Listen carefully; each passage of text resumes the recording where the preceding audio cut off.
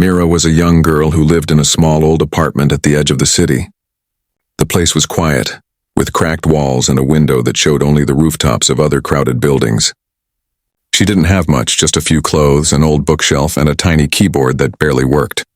But for her, that keyboard was more precious than gold. It had belonged to her mother, who used to be a music teacher before she passed away.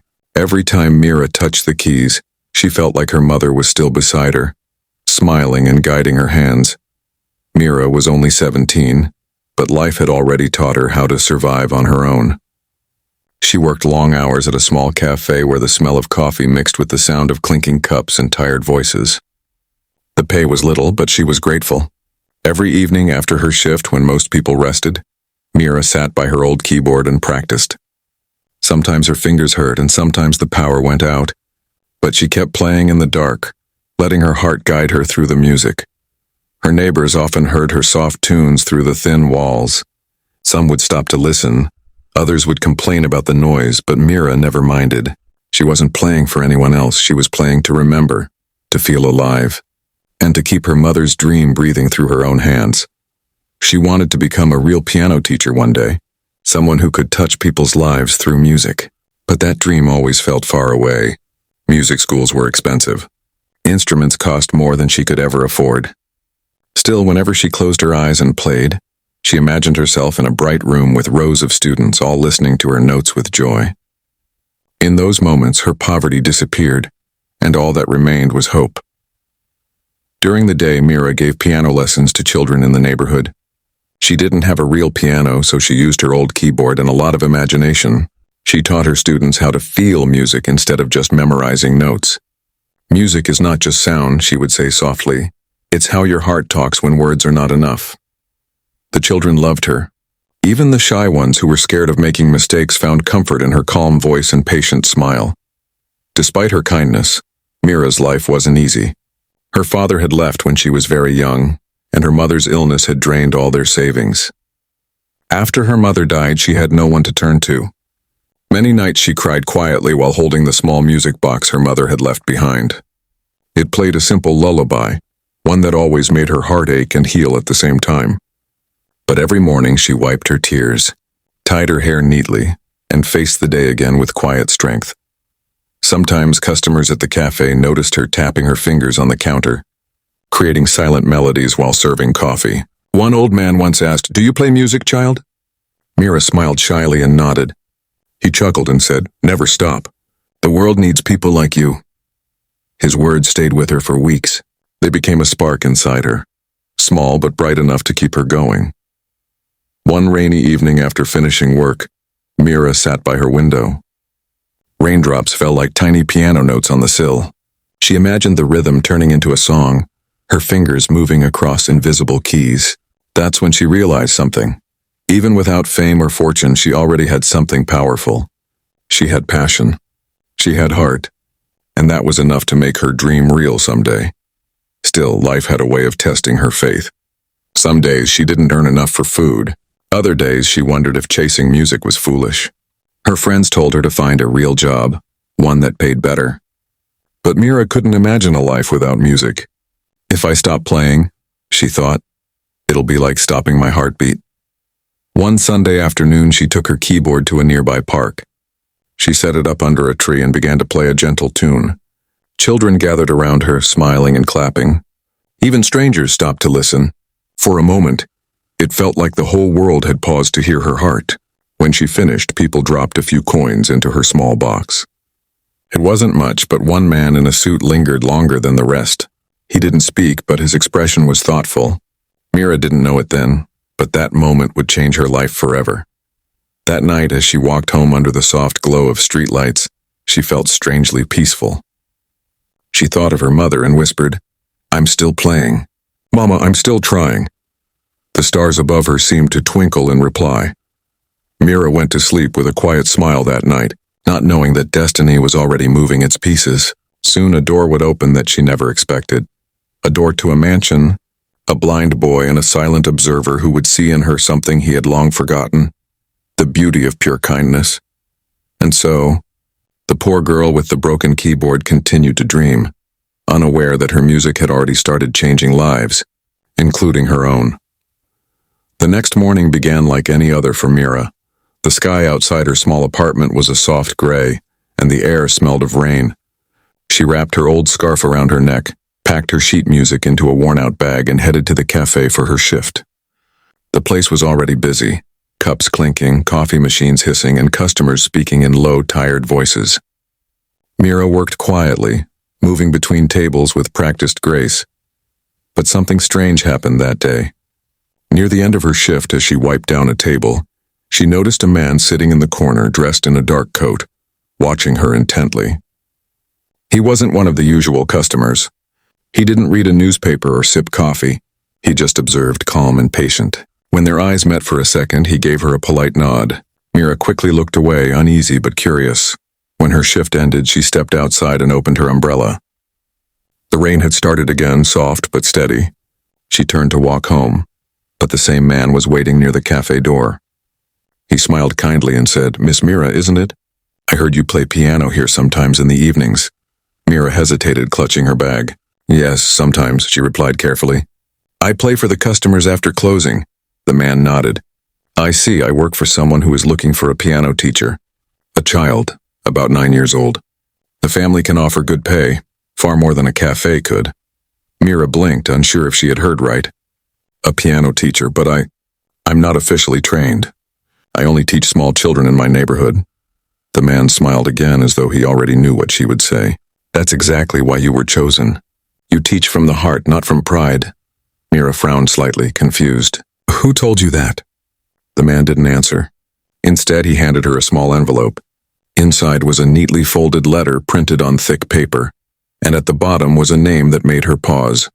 Adrian Hale, CEO of Hale Industries. Everyone in the city knew that name. His company owned factories, schools, even the cafe she worked in. He was powerful, distant, and rumored to be cold as ice. The letter was short. "We require a patient piano instructor for my son, who is visually impaired. Privacy and respect for household rules are expected. Compensation will be discussed upon meeting. If interested, arrive at Hale Residence tomorrow 10 a.m. Mira reread the words several times, her heart pounding. It sounded too grand, too unbelievable. Why would a man like Adrian Hale want someone like her to teach his son?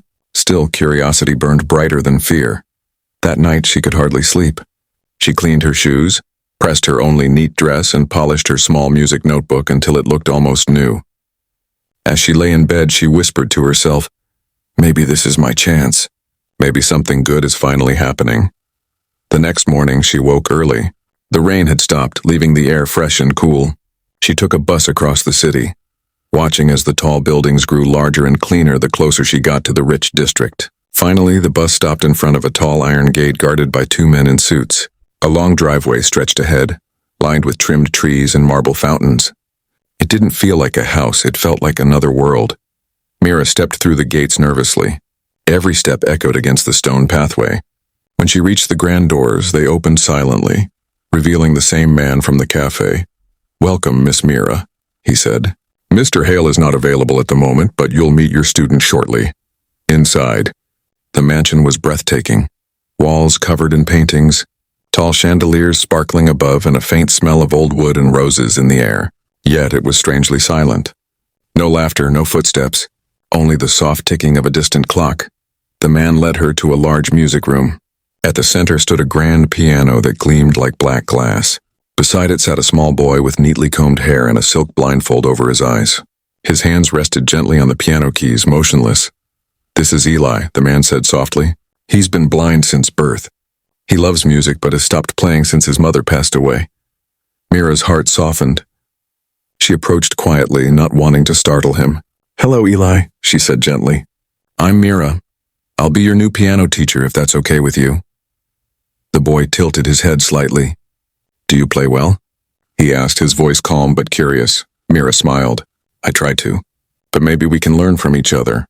Eli touched the piano keys lightly, pressing one note.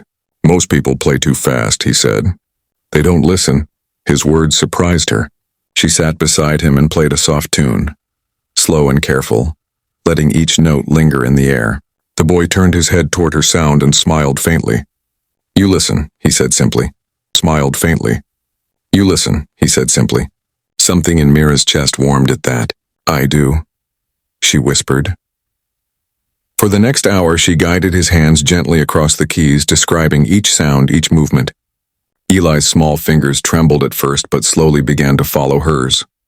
The room filled with a melody so tender that even the servants in the hallway stopped to listen. Mira didn't know that at that very moment, behind the half-open door, a tall figure in a dark suit stood silently watching them. His face was unreadable, but his eyes followed every gesture, every note. Adrian Hale, the cold CEO, was listening, not just to the music, but to something deeper. Something he hadn't felt in years. When Mira finally left that day, she carried her small bag and the memory of a boy who smiled without seeing. What she didn't know was that her life had just begun to change, and someone in that silent mansion had already started to notice her light. Mira woke early that day, her heart still warm from the first lesson she'd given to Eli. The sound of his laughter had echoed in her head all night, like a song she couldn't forget.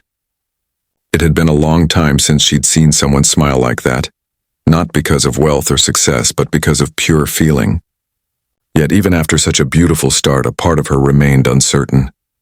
The mansion felt mysterious, and something about it lingered in her mind, like a note that hadn't quite resolved.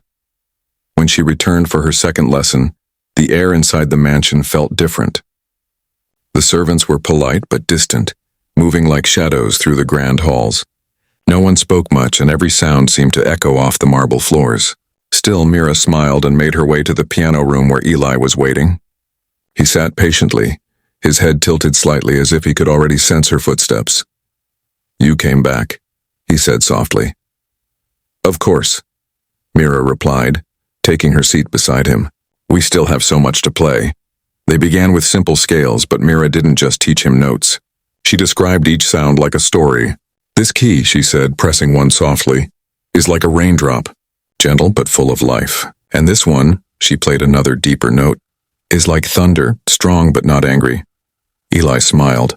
So music is like the weather? Yes, Mira said with a laugh. It changes, but it's always honest. Every day after that, their lessons grew more beautiful. Eli's fingers became steadier, his confidence stronger.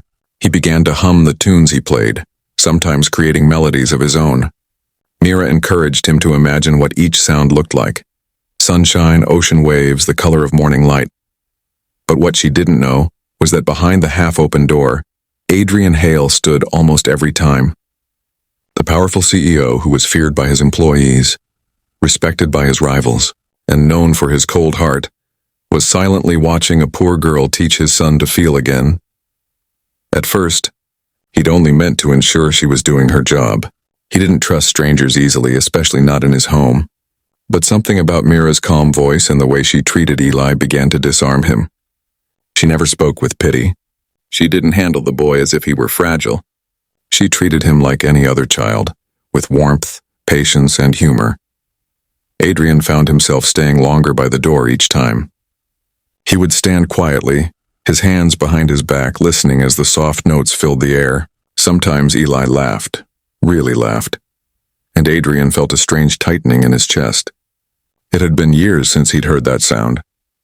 Mira, unaware of her invisible audience, continued her lessons in her simple gray dress and worn shoes, her hair tied neatly with a ribbon. She often brought small gifts for Eli, a music box, a tiny wooden bird that chirped when wound up, a jar filled with pebbles that made gentle sounds when shaken. Every sound tells a story, she'd say. Even small things sing if you listen closely. Days turned into weeks. Eli began to wait for her by the piano before each lesson, eager to play. He asked questions about the outside world, what colors looked like, how rain felt on the skin, what sunsets smelled like. Mira answered with her heart. The world is full of music, Eli, she told him. Even silence has a rhythm if you listen hard enough. One afternoon, as she finished teaching, Adrian finally spoke from behind the door. Miss Mira, his deep voice called out. Mira turned, startled. It was the first time she'd seen him closely. Tall, serious, dressed sharply in a dark suit. His face was unreadable, his tone controlled. Yes, sir? She asked politely. You teach differently, he said. Not with technique, but with feeling. Why? Mira thought for a moment. Because that's how I learned, sir. I didn't have teachers or fancy books. I just played what I felt. Music is not something you own. It's something you share. Adrian's expression didn't change, but something flickered in his eyes. Most people only share when they have something to gain, he said quietly. Then maybe they've never really listened. Mira replied softly. For a moment, neither spoke. Then Adrian nodded once and walked away, leaving Mira standing there with a puzzled heart. She didn't know what to make of the man, distant, cold, yet somehow full of silent pain. After that, things began to change subtly. The servants started treating Mira with more respect. A new coat appeared for her on a rainy day. Fresh tea was served during lessons. It was as if someone in the house, someone powerful, had quietly decided she mattered.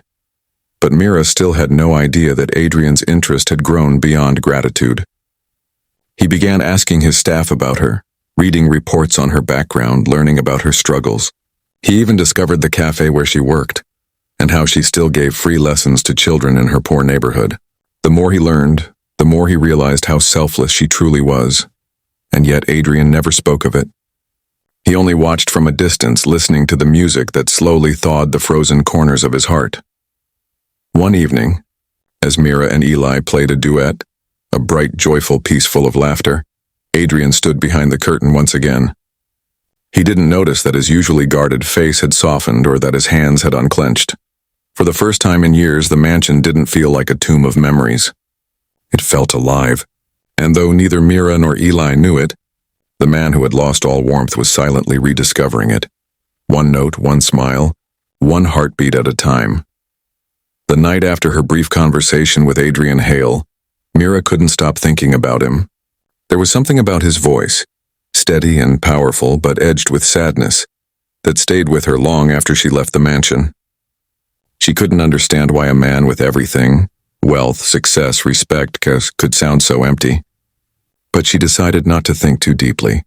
Her focus was Eli, and the joy in his face when he played. The next few weeks followed a gentle rhythm. Every morning Mira worked at the cafe, and every afternoon she traveled to the Hale mansion to teach Eli. The lessons had become more than music sessions. They were moments of healing. Eli had grown bolder with the piano, and his laughter echoed freely now. He had even started composing small melodies of his own, short but beautiful, full of innocence and light.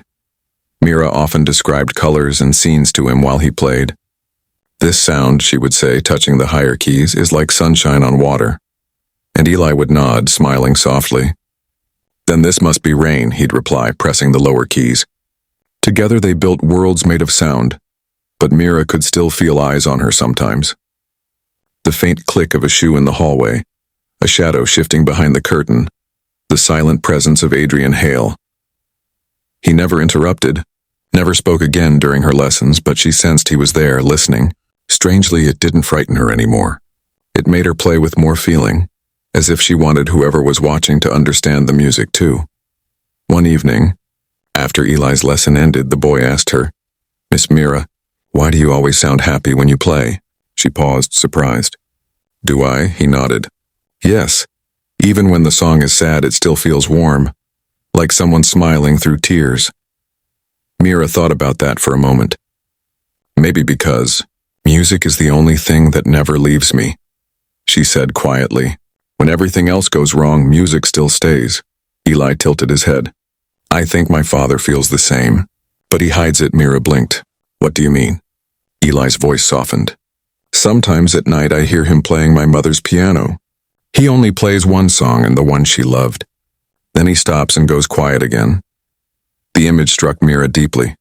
The cold CEO, alone in the dark, playing a song for someone he'd lost. For the first time, she saw Adrian not as a powerful man, but as a lonely one. The next day, during the lesson, she decided to teach Eli a special piece, something soft and full of feeling. "This one is about remembering," she told him, "about how people we lose don't really go away." They played together, and as the final notes faded, Mira noticed movement in the doorway again. Adrian stood there half in shadow. Their eyes met for a second. There was no coldness this time, just silence filled with emotion he couldn't hide. Then he turned and left. Later that evening, one of the servants quietly approached Mira as she packed her things. "Miss Mira," she whispered, "you may not know this, but the master hasn't smiled in years. Not since Mrs. Hale died. But today—" "He did," Mira froze. "He smiled?" The servant nodded with a faint smile of her own. "When you and young Master Eli played that piece, I saw it myself." As Mira walked home that night, the streetlights flickering softly above her, she felt something she couldn't. Softly above her, she felt something she couldn't quite name, a mixture of warmth, wonder, and confusion. She wasn't sure what was happening inside that house, but she knew one thing for certain. Her music was changing something far beyond what she had intended. From that day on, Adrian stopped hiding as much. Sometimes, when she arrived for lessons, she found him already seated in the corner, pretending to read business papers while listening. Occasionally, he would ask small questions. "How is Eli's progress?" Or, "What piece are you teaching today?" His tone was still formal, but his eyes were softer now. One rainy afternoon, the three of them sat together by the grand piano. Eli wanted to learn a difficult song, something his mother used to play. Mira helped him patiently, note by note. Adrian watched silently, but this time, when Eli finished the final chord, Adrian clapped softly. "Well done, son," he said, his voice unsteady. Eli's face lit up, glowing with pride. Mira smiled quietly, but inside her heart ached. She realized that this house and this cold, lonely mansion was beginning to come alive again. Not because of her skill, but because of connection, kindness, and music. When she left that day, she turned back once before stepping into the rain. Through the window, she saw Adrian kneeling beside his son, helping him find the right key. It was a small moment, but a powerful one. The man who had built walls around his heart was finally letting someone in, his own child. Mira walked home drenched, but she didn't care. For the first time in years, she felt like her music truly mattered.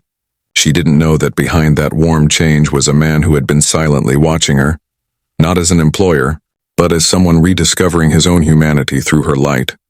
And though she had no idea yet, the music she played inside that mansion was only the beginning of a story that would change all their lives forever. As days passed, the Hale mansion slowly began to fill with a kind of warmth it hadn't known in years.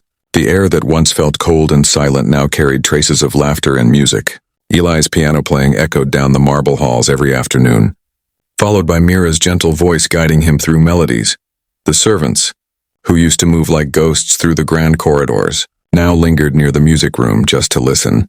It was as though Mira's presence had opened a window to something new, or perhaps something long forgotten. Eli was changing quickly. The shy, withdrawn boy who had once kept his head low now sat upright at the piano with confidence. He laughed easily, teased Mira about her humming, and even asked to perform songs for the staff. Mira often caught herself smiling as she watched him. He was no longer afraid of making mistakes. In fact, he began creating small tunes of his own, simple yet full of emotion. One afternoon while teaching, Mira asked, "Eli, what do you imagine when you play this melody?" Eli pressed a few soft notes and said, "I imagine light coming through the window. I can't see it, but I can feel it. It feels warm." Mira's heart melted. "That's beautiful," she whispered. "Music is light, Eli. You already know how to see, just in your own way." Behind the half-closed door, Adrian Hale listened silently, as always. But now he didn't stand there out of duty. He stood there because he needed to. The sound of their voices had become his refuge, something he didn't admit even to himself. Each time Mira spoke to his son, something inside Adrian shifted. He had spent years buried under work, using success to fill the silence left behind by his wife's death. He had believed that emotions made a person weak, that distance was protection. But now, hearing his son laugh again after so many years, he began to doubt everything he'd told himself. One day, after the lesson ended, Adrian entered the room before Mira could pack her things. His sudden presence startled her. "Good afternoon, Mr. Hale," she said politely, bowing her head. He nodded. "You've done well with Eli. He seems happier." Mira smiled softly. "He's talented. All he needed was someone to believe in him." Adrian looked at her, his expression unreadable. "Belief," he murmured. "That's something I lost a long time ago." Mira didn't know what to say, so she simply replied, "Then maybe it's time to find it again." For a long moment he said nothing, but she caught a faint flicker in his eyes. like the first spark of something long buried. Then he turned and left the room without another word. Over the next few weeks, Adrian's behavior began to change in quiet ways. He started joining their sessions, pretending to work on his tablet in the corner, while secretly watching them play.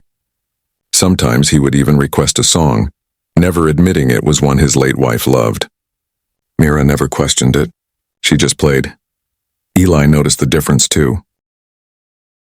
"Father stays longer now," he whispered to Mira one day, smiling. "He used to always be too busy." "Yes," she replied, gently helping his fingers find the right keys. "Maybe he's learning music from us," Eli giggled. "He needs it." Mira laughed softly, though part of her wondered if that was true. Maybe Adrian wasn't learning just music. Maybe he was learning to feel again. Outside the mansion, life for Mira remained simple. She still worked mornings at the cafe, still wore the same modest clothes, still saved every little coin she earned. But she carried herself differently now, lighter, more hopeful. The mansion had given her more than a job. It had given her purpose. One evening, after another successful lesson, Eli surprised her with a small handmade gift, a folded paper flower with her name written clumsily in braille dots on one petal. "It's so you don't forget us," he said shyly. Mira's eyes filled with tears. "Oh, Eli," she whispered, hugging him gently. "How could I ever forget you?" Unseen by either of them, Adrian watched from the hallway. Something inside him stirred painfully at the sight, a strange mix of gratitude and longing. Mira's kindness was effortless, genuine. She had brought light not just to his son, but to him too. And though he didn't understand why, he couldn't stop thinking about her long after she left each day. Late that night, Adrian found himself sitting alone in the piano room. The house was quiet again, but it no longer felt empty. He placed his hands on the keys and played a few hesitant notes. The melody that came out was broken, uncertain, but it was the same tune Mira had taught Eli earlier that week. For the first time in years, he didn't stop halfway. He played until his hands trembled, and when the last note faded, he realized he was smiling. Just slightly, but enough to feel human again. In the days that followed, the entire mansion seemed to transform. The walls that had once echoed with silence now carried music and laughter. Even the servants noticed. One whispered to another, "It's like the house is alive again." And somewhere deep inside, Adrian Hale, the man the city called cold and heartless, began to thaw. He didn't understand it, but he knew one thing for sure. The girl he had hired out of chance was changing everything. And Mira, still unaware of how closely he watched her, continued to do what she always did. Play, teach, and heal, never realizing that the sound of her piano was quietly mending two broken hearts at once. Mira woke to a gentle drizzle outside her window, unaware that her life was about to twist into something far more complicated than she could imagine. The weeks had been kind to her. Eli was thriving. The mansion felt warmer, and even Adrian Hale, the cold CEO who once seemed carved from stone, had softened into something almost human. But fate has a habit of testing hearts just when they start to heal. One afternoon, as Mira arrived for her usual lesson, the mansion felt unusually tense. The servants whispered quietly, and their faces carried the nervous energy of people who'd seen something unsettling. Mira sensed it immediately. "Is everything all right?" she asked one of them. The servant hesitated before replying. "Mr. Hale had a difficult meeting this morning. He's not in the best mood. Just focus on young Master Eli, miss." Mira nodded, though the words left her uneasy. Inside the piano room, Eli was waiting as always, his small hands exploring the keys. But today he looked worried. "Father shouted earlier," he said softly. "I think he's sad again." Mira smiled gently, placing a reassuring hand on his shoulder. "Then let's play something happy for him to hear." And so they began to play. Mira chose a bright melody, light and hopeful, full of skipping notes like laughter. As the sound filled the air, Adrian appeared at the doorway. His face was hard, his tie slightly loosened, eyes tired from what seemed like a long, merciless day. He said nothing at first, simply watching. Mira could feel his gaze on her, steady, heavy, unreadable. When they finished, Eli turned toward his father and said with excitement, "Did you hear that, Father? I didn't miss a single note." Adrian's lips twitched into the faintest smile. I heard, he said quietly. It was good. Then his eyes shifted to Mira. You've been teaching him well, he said, his voice lower now. But you don't need to stay longer today. Something in his tone made her pause. Of course, she replied softly. She packed her sheet music quickly, unsure what had changed. That night, Adrian couldn't sleep. The melody they'd played replayed in his mind, haunting and beautiful. He poured himself a glass of wine and stared at the rain sliding down his window. He knew what was happening inside him. Feelings he hadn't allowed for years were returning. Feelings he didn't trust. She's just a teacher, he whispered to himself. Nothing more. But deep down, he knew that wasn't true. The next morning, Adrian made a decision. He instructed his assistant to transfer money anonymously to Mira's cafe and to pay off her debts. She doesn't need to know it came from me, he said coldly, convincing himself it was charity, not emotion. A few days later, Mira discovered her cafe salary had mysteriously doubled. She was shocked and confused. The owner told her the business had been acquired by a new investor. She didn't know who, but she suspected the truth, and it made her uneasy. At the mansion that afternoon, she finally gathered the courage to ask. Mr. Hale, she said gently, did you have something to do with the cafe? Adrian looked up from his desk, clearly not expecting the question. Yes, he admitted after a long pause. I wanted to ensure you were properly compensated for your work. Mira frowned. That wasn't your decision to make. I don't want charity.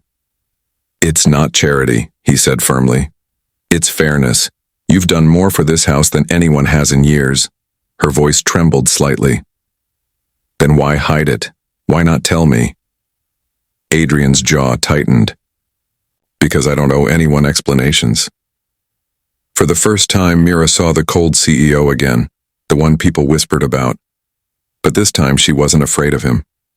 She looked straight into his eyes.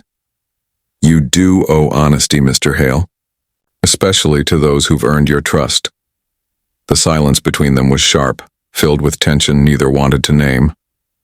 Finally, Adrian spoke, softer this time. You think too much of me, Miss Mira. I'm not a kind man. Maybe not, she said quietly. But your son is, and he learned it from someone. Adrian's expression faltered just for a heartbeat. Then he turned away. That will be all for today. Mira left the mansion with her heart heavy. She couldn't understand why he acted so distant after everything they'd shared through music. It felt as if he was fighting something invisible, something inside himself. That night she sat at her small keyboard, playing the same melodies she had taught Eli.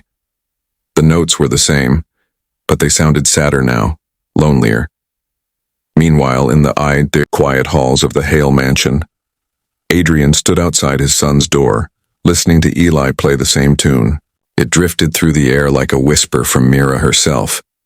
And for the first time he realized how deeply she had woven herself into their lives, through kindness, patience, and the simple truth of her music. But instead of peace, the realization brought him fear. Because Adrian Hale, the man who once controlled everything, now faced the one thing he couldn't manage, his own heart.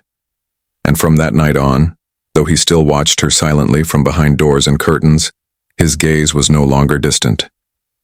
It was filled with longing, regret, and the quiet, painful awareness that something real had already begun, something he didn't know how to stop.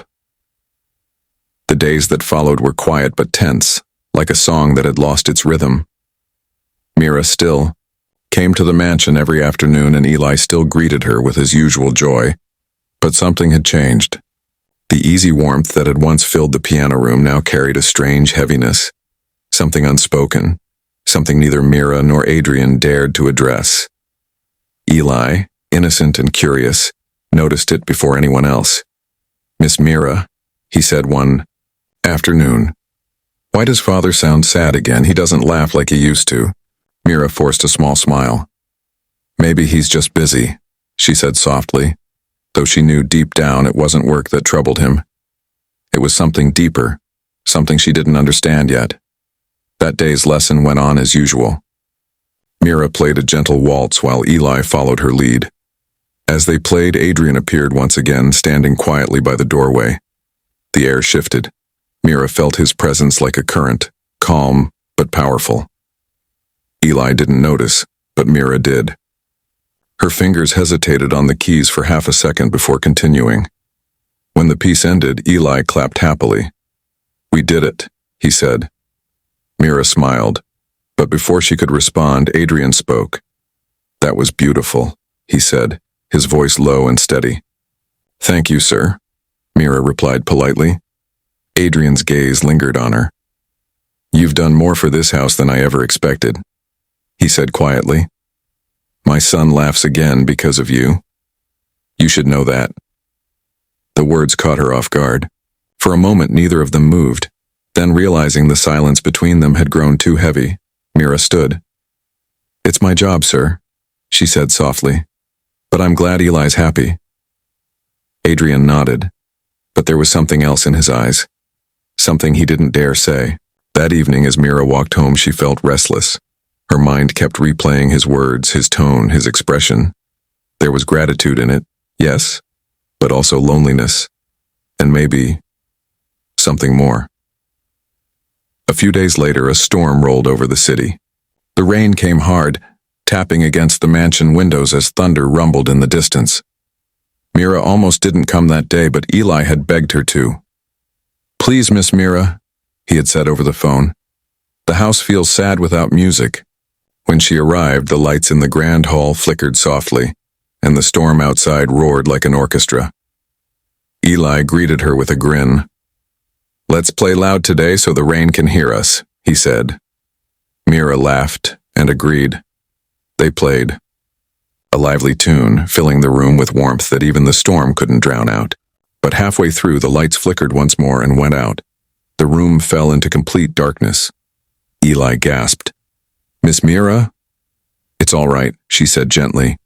"It's just a power cut. Keep playing. Listen to the sound instead of looking." And he did. Mira guided his hands with her own, their fingers brushing as the melody continued softly in the dark. Outside, lightning flashed, lighting up the room for just a moment, long enough to reveal Adrian standing in the doorway, watching them both. He had been there the whole time. When the lights came back, Eli laughed with relief. "We didn't stop, we beat the storm," he said proudly. Mira smiled, her heart swelling. "Yes, we did." Adrian stepped forward then, his voice softer than she had ever heard it. "You really have a way of calming storms, Miss Mira." Mira blinked, unsure how to respond. "Music helps," she said quietly. "It reminds people that not all noise is bad."